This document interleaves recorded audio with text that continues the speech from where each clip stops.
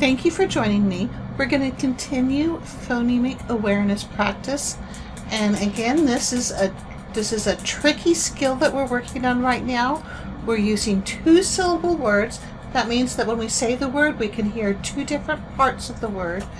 And we're, instead of deleting or instead of leaving out part of like the beginning sound in the first word or a syllable, we're saying the first syllable and we're not saying the first sound in the second syllable.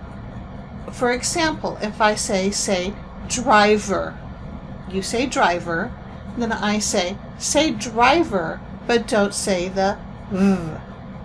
So you have to think about it. The v is in the middle.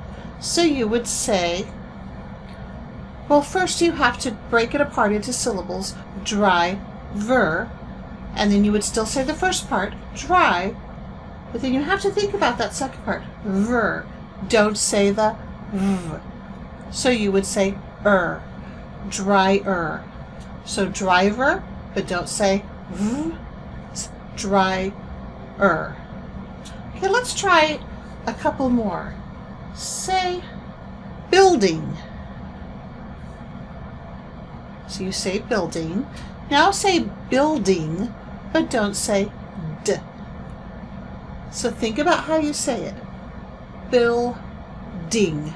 We're not dividing words into their base words because the base root is build, but we're thinking about how the word sounds and how we say it. We don't say building, we say building. Building. Now say building, but don't say d. So you would say bill, ing, billing. Say freezer, freezer. Now say freezer, but don't say z. Freer. Freezer without the z is freer. Now say grocer. If you go to the grocery store, the cashier could be called a grocer. Grocer. Say grocer. Grocer, but don't say s. Grocer would become grower. Grower. Very good.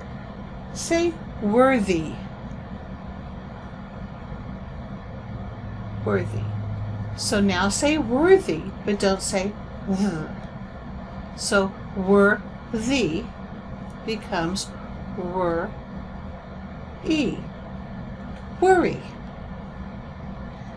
Say roaming. Roaming.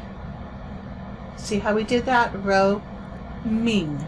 Now say roaming, but don't say So row, that stays the same. Row and ming without the is ing. Rowing. Okay, we're going to do this for a few more days until we get the hang of it. Once you get the hang of it, it will be much easier to do. Thank you for joining me.